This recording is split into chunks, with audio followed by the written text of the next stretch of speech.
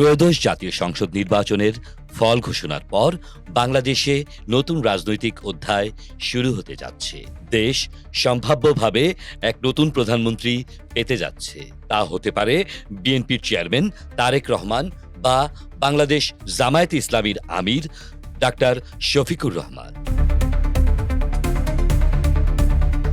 তারেক রহমান দীর্ঘদিনের রাজনৈতিক উত্তরাধিকারী, কিন্তু সরাসরি দেশ শাসনের অভিজ্ঞতা নেই। কখনো পার্লামেন্ট মেম্বারও হননি। তিনি শহীদ রাষ্ট্রপতি জিয়াউর রহমান ও সাবেক প্রধানমন্ত্রী বেগম খালেদা জিয়ার রাজনৈতিক উত্তরাধিকারী। বিএনপির ভারপ্রাপ্ত চেয়ারম্যান হিসেবে দীর্ঘদিন ধরে দলের নীতি নির্ধারণে গুরুত্বপূর্ণ ভূমিকা পালন করছেন। সমর্থকরা বলছেন তার রাজনৈতিক চর্চা ও দল পরিচালনার অভিজ্ঞতা তাকে দ্রুত শাসন ব্যবস্থা বুঝতে সহায়তা করবে। কিন্তু সমালোচকরা প্রশ্ন তুলেছেন, দীর্ঘ সময় বিদেশে থাকা একজন নেতা কতটা কার্যকরভাবে দেশের শাসন পরিচালনা করতে পারবেন।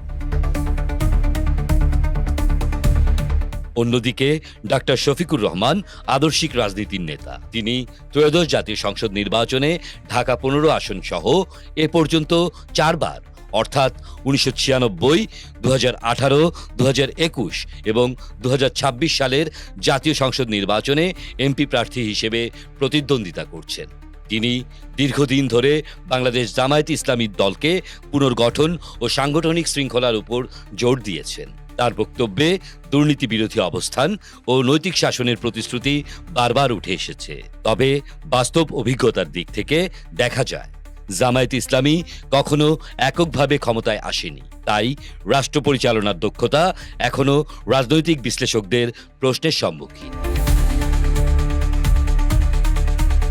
রাজনৈতিক বিশ্লেষকরা বলছেন, অনভিজ্ঞ প্রধানমন্ত্রী মানেই ব্যর্থ নেতৃত্ব নয়। শক্তিশালী মন্ত্রিসভা, দক্ষ উপদেষ্টা এবং প্রাতিষ্ঠানিক কাঠামোর উপর নির্ভর করেই রাষ্ট্র পরিচালিত হয়। তবে সংকটময় সময়ে দ্রুত ও কঠিন সিদ্ধান্ত নেয়ার সক্ষমতা নতুন নেতাদের জন্য বড় চ্যালেঞ্জ। নবীন প্রবীণ মিলিয়ে এবার ভোটারদের সামনে প্রশ্ন হলো, শুধু ব্যক্তিই নয়, দেশের পুরো শাসন কাঠামো, দেশ পুনর্গঠন। কে কেমন দল গঠন করবেন, কার মন্ত্রিপরিষদ, উপদেষ্টা পরিষদ কতটা দক্ষ হবে এবং কে রাষ্ট্র পরিচালনায় স্থিতিশীলতা নিশ্চিত করতে পারবেন। নির্বাচনের ফল যাই হোক, নিশ্চিতভাবেই বলা যায় বাংলাদেশ পেতে যাচ্ছে একজন নতুন প্রধানমন্ত্রী। আশা না অনিশ্চয়তা, তার উত্তর সময়ই দেবে। আহমেদ শাহেদ, বাংলা বাজার পত্রিকা।